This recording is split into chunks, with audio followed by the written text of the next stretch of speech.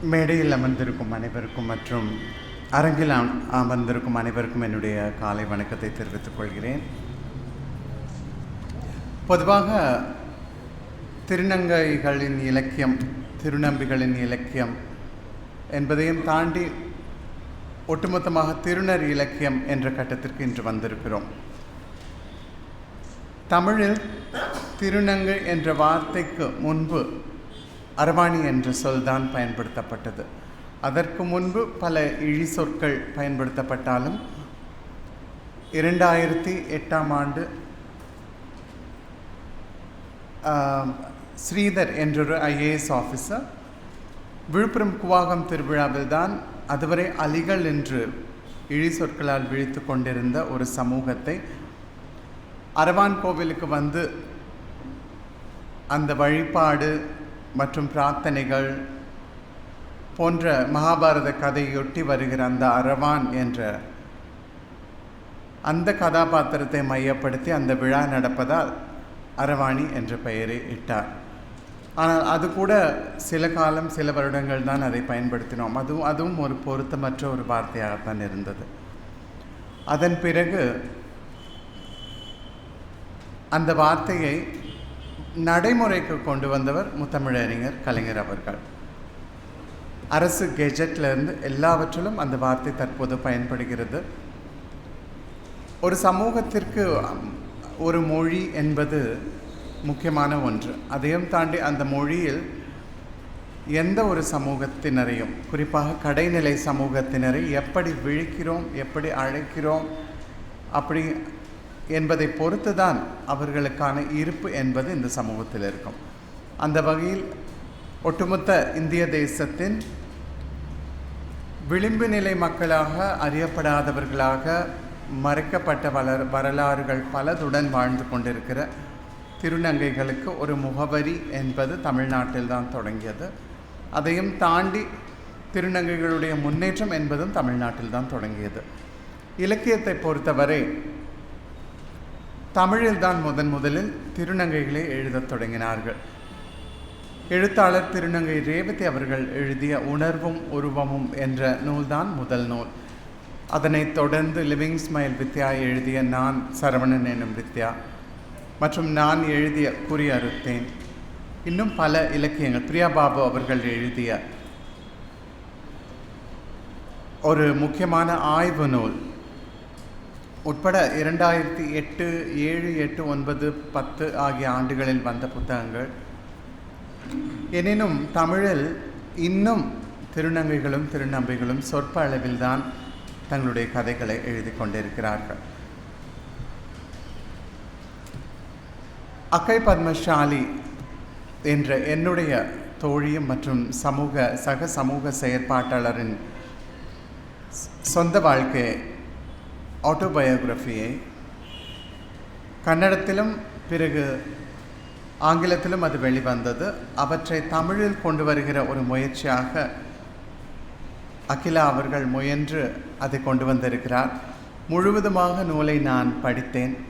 குறிப்பாக திருநர்களுடைய வாழ்க்கையை எங்களுடைய உணர்வில் எந்த விதமான மாற்றமும் செய்யாமல், எந்த விதமான உணர்வு சிதைவுகளும்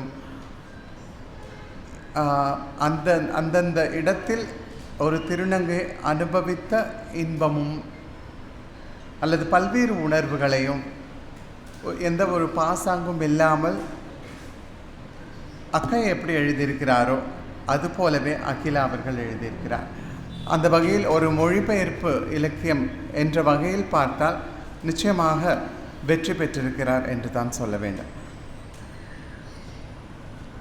அது மட்டுமல்ல, ஒரு திருநங்கையினுடைய வாழ்க்கையை முழுவதுமாக புரிந்த ஒருவரால் தான் நிச்சயமாக இப்படி ஒரு மொழிபெயர்ப்பை வழங்க முடியும் என்று நான் நினைக்கிறேன்.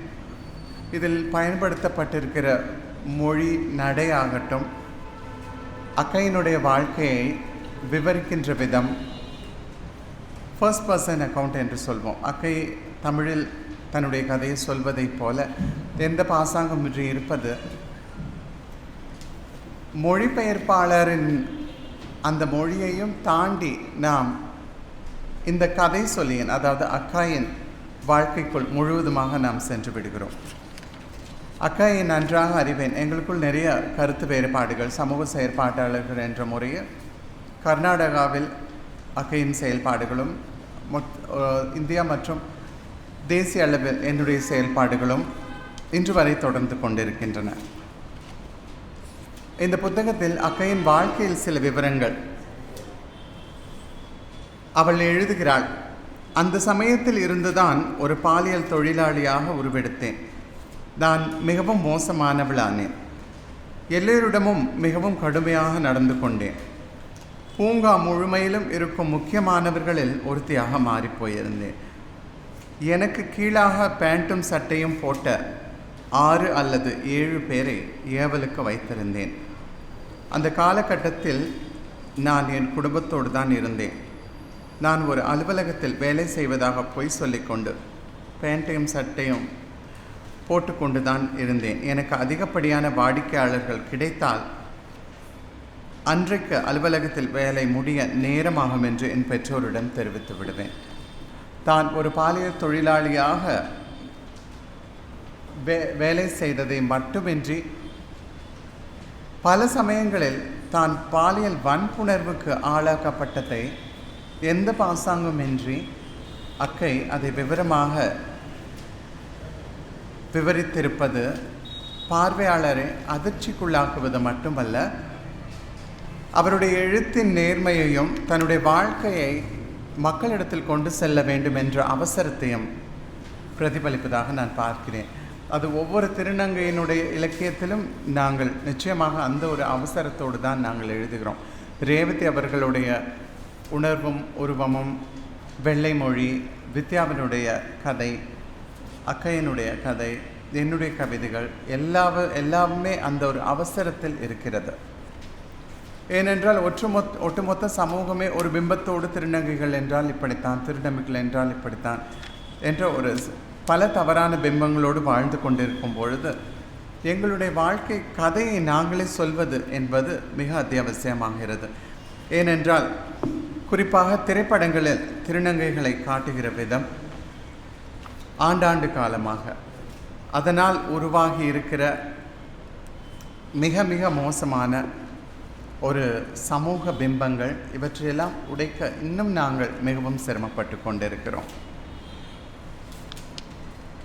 மேலும் அக்காய் சொல்கிறாள், ஒரு சமூக ஆர்வலராக நான் நிறைய குடும்ப வன்முறைகளை பார்த்திருக்கிறேன். 2001ஆம் ஆண்டு சாந்தினி என்ற திருநங்கை தன் சொந்த கணவரால் மண்ணெண்ணெய் ஊற்றி எரிக்கப்பட்டாள். அவள் பாலியல் தொழில் செய்து பிச்சை எடுத்தும் பணம் சம்பாதித்தாள். அதை தன் துணைவருக்கு கொடுக்கவில்லை. அதற்காக அவளை எரித்து பழி வாங்கினான். ஹிஜ்ரா சமூகத்தில் திருமணமான பல நண்பர்கள் எனக்கு இருந்தார்கள். அவர்களில் சிலர் மிகவும் நல்ல உறவுகளை கொண்டிருந்தார்கள். பெரும்பாலும் அவர்கள் 30 அல்லது 40 ஆண்டுகள் நீடித்தார்கள். எங்கள் சமூகத்தில் பலர் தமக்கு ஒரு இணையர் அல்லது கணவர் தேவை என்று நினைக்கிறார்கள். நாங்கள் இந்த மொத்த உலகத்திலும் வெளியேற்றப்பட்டிருக்கிறோம். யார் எங்களை ஏற்றுக்கொள்வார்கள்? ஆனால் இதன் பொருள் என்னவென்றால், நாங்கள் எல்லாவற்றிலும் எங்களின் துணைக்கு முன்னுரிமை கொடுக்கிறோம். நாங்கள் அவருக்கு பணம், நகைகள், உடைகள் கொடுக்கிறோம். அதற்கு ஈடாக ஒரு எதிர்பார்ப்புடன் அன்பு ஒன்றை மட்டுமே தேடுகிறோம். இது அக்காய் என்கிற அன்புக்காக இயங்குகிற ஒரு பெண் எழுதுகிற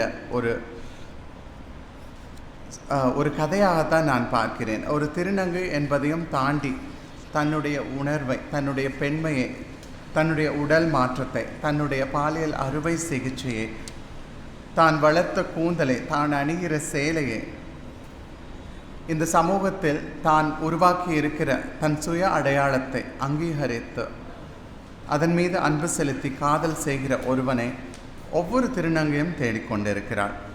எல்லோருமே தேடிக்கொண்டிருக்கிறார்கள். அப்படி ஒருவன் முழுவதுமான ஒரு காதலன் அல்லது கணவன் யாருக்கும் கிடைப்பதில்லை.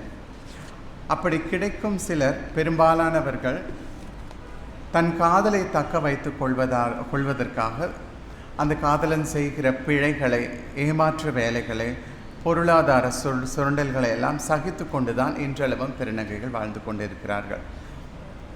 அக்கை விவரித்திருக்கிற பல பாலியல் வன்முறைகள் அவருக்கு மட்டும் நடந்தவை அல்ல. இங்கே இருக்கிற ஒவ்வொரு திருநங்கைக்கும் அந்த பாலியல் வன்கொடுமைகள், வன்புணர்வுகள் நடந்தேறியிருக்கின்றன, நான் உட்பட. இன்னைக்கு நான் சிறு வயதில் 12 வயது இருக்கும் பொழுது எனக்கு நன்றாக நினைவிருக்கிறது. அப்பொழுது மஞ்சு என்று இங்கு ஒரு திருநங்கை இருந்தார். அவர் ஒரு பாலியல் தொழிலாளி. எனக்கு அப்பொழுது 12 வயது இருக்கும். அந்த வயதிலேயே இங்கு இருக்கிற திருநங்கைகளோடு எனக்கு பழக்கம் இருந்தது. பள்ளி பருவத்தில் பள்ளியில் படித்து கொண்டிருந்தாலும் பல நாட்களில் பள்ளியில் நான் கேலி கிண்டல் அனுபவித்த காரணத்தால் பல நாட்கள் பள்ளிக்கு நான் செல்வதில்லை. என் திருநங்கை சமூகத்தோடு தான் நான் இருப்பேன். மஞ்சு எனக்கு அப்பொழுது தோழியானார். ஒரு நாள் மாலை பொழுதில் நாங்கள் ஒன்றாக பேசிக்கொண்டு நடந்து கொண்டிருக்கும்போது, இதே பொள்ளாச்சி கடைவீதியில் தான், ஒரு இருட்டான சந்தில் நாங்கள் நடந்து கொண்டிருக்கும் பொழுது 2 ஆட்டோக்களில் 7 ஆண்கள் வந்து மஞ்சுவை ஆட்டோவில் பிடித்து இழுத்து கொண்டு சென்று விட்டார்கள். அந்த 12 வயதில் எனக்கு எதுவுமே புரியவில்லை. நான் பயத்திலும் அழுது கொண்டும் வீட்டிற்கு சென்றேன். அன்றிரவு முழுவதும் எனக்கு தூக்கமில்லை. அடுத்த நாள் காலை ஒரு 6-6:30 மணிக்கு மஞ்சு அக்காவினுடைய வீட்டிற்கு நான் வருகிறேன். அவர் இன்னும் வரவில்லை. வீடு பூட்டி இருக்கிறது. ஒரு சின்ன சிறிய வீடு. அப்பொழுது அவர் சத்திரம் வீதியில் தான் இருந்தார் என்று நினைக்கிறேன். ஒரு சிறிய வீடு, ஓட்டு வீடு. அங்கு அவர் வாழ்ந்து கொண்டிருந்தார். சிறிது நேரம் கழித்து வேறொரு ஆட்டோவில் அவர் வந்து இறங்கினார். உடைகள் எல்லாம் கிழிந்து, அவருடைய முகங்கள், தோள்பட்டை, கைகள் எல்லாவற்றிலும் நகைக்கீறல்கள். மெதுவாக நடந்து கதவை திறந்து கொண்டு உள்ளே வந்து உட்கார்ந்தவர் ஓவென்று அழுதார். எனக்கும் அழுகி வந்து, என்னக்கா என்ன ஆச்சு, என்ன செய்தார்கள் என்று கேட்கும்போது தான் அவர் சொன்னார், அந்த 7 பேரும் அவரை எவ்வாறு வன்புணர்வு செய்தார்கள் என்று. அப்பொழுது நான் அவர்கிட்ட கேட்டேன், நாம் போலீஸ் ஸ்டேஷனுக்கு போகலாம், அங்கே போய் நாம் புகார் கொடுக்கலாம் என்றெல்லாம் நான் சொன்னேன். ஆனால் அவர், நான் ஒரு பாலியல் தொழிலாளி, நான் ஒரு அரவாணி, நான் ஒரு திருநங்கை, என்னுடைய புகாரை ஏற்றுக்கொள்ள மாட்டார்கள் என்று என்னிடம் சொன்னார். அன்றைய நிலை மட்டுமல்ல, என்னுடைய குழந்தை பருவத்தில் எத்தனையோ திருநங்கைகளை நான் அவ்வாறாக கண்டிருக்கிறேன். 12 வயதில் மட்டுமல்ல, 22 வயதிலும், என்னுடைய 32 வயதிலும் பல திருநங்கைகளை தற்கொலைகள், கொலைகள் மற்றும் HIV, எய்ட்ஸ் நோயாலும் இழந்திருக்கிறேன். என்னிடம் ஒரு புகைப்படம் இருக்கிறது. என்னுடைய தோழிகள் 3 பேருடன் எடுத்த ஒரு புகைப்படம். இன்றளவும் அந்த புகைப்படத்தை பார்த்தால் நான் கலங்கி விடுவேன். ஏனென்றால் அந்த புகைப்படத்தில் இருக்கிற என்னோடு இருக்கிற மற்ற திருநங்கைகள் யாரும் இன்று உயிரோடு இல்லை. 25 வயதிலும் 27 வயதிலும் 30 வயதிலும் அவர்கள் மரணமுற்றார்கள். 2 மதுவிற்கு அடிமையாகி மரணமுற்றார்கள். ஒருத்தி சௌமியா, அவள் தூக்கிலிட்டு தற்கொலை செய்து கொண்டார். அக்கை போன்றவர்களும் சரி, நானும் சரி, இந்த சமூகத்தில் மிகப்பெரிய போராட்ட சூழ்நிலையில் போராடித்தான் எங்களுடைய அங்கீகாரத்தை நாங்கள் பெற வேண்டியிருக்கிறது. ஒரு ஆடை அணிவதாகட்டும், ஒரு திருநங்கை அல்லது பெண் என்கிற அங்கீகாரத்தை பெறுவதாகட்டும், எங்களுடைய உடலை எங்கள் விருப்பப்படி மாற்றிக்கொள்வதற்கான போராட்டமாகட்டும், நாங்கள் உள்ளிலும் போராடுகிறோம், வெளியிலும் போராடுகிறோம், இந்த சமூகத்திலும் போராடுகிறோம். அத்தகைய ஒரு போராட்டமாக அக்கையின் இந்த வாழ்க்கை புத்தகத்தை நான் பார்க்கிறேன். அதில் அகிலா அவர்கள் மிக அழகாக அந்த மொழிபெயர்ப்பை செய்திருப்பதில் மீண்டும் ஒரு முறை சொல்கிறேன், அவர் மிகப்பெரிய வெற்றி பெற்றிருக்கிறார். இந்த காலகட்டத்தில் மரண தண்டனை குறித்த விவாதம் எழும்பியது. பெண்ணிய இயக்கங்களில் இருக்கும் பலரை போல் நான் மரண தண்டனையை எதிர்க்கிறேன். மரண தண்டனைக்கு எவ்வித நியாயமும் கற்பிக்க முடியாது. வன்புணர்வு குற்றவாளிகளை நான் ஒருபோதும் ஏற்கவில்லை. அம்மாதிரியான செயல்களுக்கு கண்டனம் தெரிவிக்கக்கூட என்னிடம் வார்த்தைகள் கிடையாது. எந்த இடத்தில் பாலுறவு என்பது இருவரின் சம்மதம் இல்லாமல், விருப்பம் இல்லாமல், தேர்வுகள் இல்லாமல் நடக்கிறதோ, அப்பொழுது அந்த மனிதனுக்கான தண்டனையானது சாகும் வரை கொடுக்கப்பட வேண்டும். ஆனால் என் ஒருத்தியால் ஒரு குழந்தையை பிரசவிக்கும் அதிகாரம் கூட இல்லாத போது ஒரு மாநிலம் ஒருவரை கொல்லும் அதிகாரத்தை எவ்வாறு பெறுகிறது? இந்த விஷயத்தை பொறுத்தவரை அக்கையினுடைய கருத்துக்கு நான் முற்றிலும் மாறுபடுகிறேன். பாலியல் வன்புணர்வு செய்கிற ஆண்கள் ஒரு பெண்ணை பாலியல் வன்புணர்வு செய்யும் பொழுது அந்த பெண்ணை அவ்வாறு செய்த அந்த குற்றவாளிக்கு அதிகபட்ச தண்டனையை தான் இந்த நீதிமன்றமும் சட்டங்களும் உறுதி செய்கின்றன. அதுவும் குறிப்பாக நிர்பயாவின் மரணத்திற்கு பிறகு. திருநங்கைகளை பொறுத்தவரை சமீபத்தில் திருநர் திருத்த சட்டம் என்ற ஒன்றை கொண்டு வந்திருக்கிறார்கள். 2019 ஆண்டு திருநங்கைகள் பாதுகாப்பு சட்டம், திருநர் பாதுகாப்பு சட்டம் என்ற ஒன்றை அறிமுகப்படுத்தினார்கள். அதைத் தொடர்ந்து அந்த சட்டத்தில் சில திருத்தங்களை கொண்டு வந்திருக்கிறார்கள். அந்த திருத்தத்தில் குறிப்பாக ஒரு திருநரை பாலியல் வன்புணர்வு, கொடுமைகள் போன்ற உடல் ரீதியாக மன ரீதியாக செய்கிற ஒருவருக்கு அதிகபட்சமாக 6 மாதத்திலிருந்து 2 வருட தண்டனை என்று தான் இருக்கிறது. இதை மத்திய அமைச்சரவையில் நடந்த ஒரு கூட்டத்தில் கூட நான் பேசினேன். ஒரு பெண்ணுக்கு நடக்கிற ஒரு பாலியல் வன்புணர்வும் ஒரு திருநங்கைக்கு நடக்கிற ஒரு பாலியல் வன்புணர்வும் வேறு வித்தியாசங்கள் எதுவும் இல்லை. ஆனால் இந்த சட்டம் வன்புணர்வு என்பதை ஒரு ஆணினுடைய குறி ஒரு பெண்ணினுடைய யோனிக்குள் வலுக்கட்டாயமாக புணர்வதை மட்டுமே அவ்வாறு பார்க்கிறது. ஆனால் ஒரு திருநங்கையை வன்புணர்வு செய்யும் போது அவளுடைய உடல் பாகங்களில் மிகப்பெரிய வலியை உண்டாக்குகிற ஒரு விதமாகத்தான் ஒரு கட்டாய உறவாகத்தான் அது இருக்கும். வாய் வழியாக, ஆசன வாய் வழியாக அவளை அடித்தும் துன்புறுத்தியும் ஒரு நபர் அல்ல, பல நபர்கள் அதை செய்யக்கூடும். ஆனால் இந்த சட்டம் அதை ஒரு பாலியல் வன்புணர்வாக, அதாவது ரேப் ஆக பார்ப்பதில்லை, அது ஒரு அபியூஸாகத்தான் பார்க்கிறது. இதற்காக நான் அக்கை உட்பட பலர் போராடி கொண்டிருக்கிறோம். இன்னும் பல விஷயங்கள் இருக்கின்றன. அக்கையினுடைய திருமண வாழ்வு, அவள் தத்தெடுத்த குழந்தை, அவள் ஒரு சாதாரண பெண்ணாக வாழ்வதற்காக இயங்குவது, அதே சமயம் தன்னுடைய திருநங்கை சமூகத்திற்கான ஒரு போராளியாகவும் இந்த சமூகத்தில் தான் நிலைநிறுத்தி கொள்ள வேண்டும் என்ற துடிப்புடன் செயல்படுவது என்று பல விஷயங்கள் இந்த பயோகிராஃபியில், இந்த சுயசரிதையில் அக்கை எழுதியிருக்கிறார். அவர் எழுதாமல் விட்ட பல விஷயங்களும் இருக்கின்றன. அக்கையிடத்தில் எனக்கு பிடிக்காத சில விஷயங்கள் இருக்கிறது. எப்பொழுதுமே அவர் தனக்கு முன்பு போராடிய திருநங்கைகளை அவர் ஒருபோதும் அங்கீகரித்ததில்லை. அதில் நானும் அக்கையும் பெரிய அளவில் முரண்படுகிறோம். ரேவதி அவர்களுடன் அக்கை நிறைய பணியாற்றி இருக்கிறார். திருநங்கை ரேவதி அவர்களுடன் அக்கை நிறைய பணியாற்றி இருக்கிறார். அதை பற்றி அவர் எழுதவே இல்லை. அது மட்டுமல்ல, நானும் அவரும் உட்பட பிரியாபாபு அவர்கள் உட்பட இன்னும் நிறைய பேர் 2014 ஆண்டு உச்சநீதிமன்றத்தின் திருநர்களுக்கான சட்ட அங்கீகாரத்திற்காக நாங்கள் ஒன்றாகத்தான் உழைத்தோம். ஆனால் அதை பற்றியெல்லாம் அவர் எழுதவில்லை, தன்னை பற்றி தான் எழுதியிருக்கிறார். இதையும் நான் விமர்சிக்கிறேன். அதுபோலவே நானும் அக்கையும் ஒன்றாக முன்னாள் CJI chief justice of India Altamas Kabir அவர்களால் ராஷ்டிரபதி பவனுக்கு அவர் பதவி ஏற்கும் பொழுது அழைக்கப்பட்டோம். நாங்கள் ஒன்றாகத்தான் ராஷ்டிரபதி பவனுக்கு சென்றோம், ஒன்றாகத்தான் திரும்பி வந்தோம். அதை பற்றியெல்லாம் குறிப்பிடவில்லை. தன்னுடைய சகாக்கள், அவர்களுடைய போராட்டங்கள், அதை பற்றியெல்லாம் அக்கை எழுதாமல் இருப்பது இங்கு இந்த நூலினுடைய மிகப்பெரிய குறையாகத்தான் பார்க்கிறேன். தன்னுடைய போராட்டத்தை மட்டுமே மையப்படுத்தி எழுதுவது என்பது அவரவருடைய சுதந்திரம், விருப்பம். ஆனால் பல விஷயங்களை மறைப்பது என்பது தேவையற்றது என்று நினைக்கிறேன்.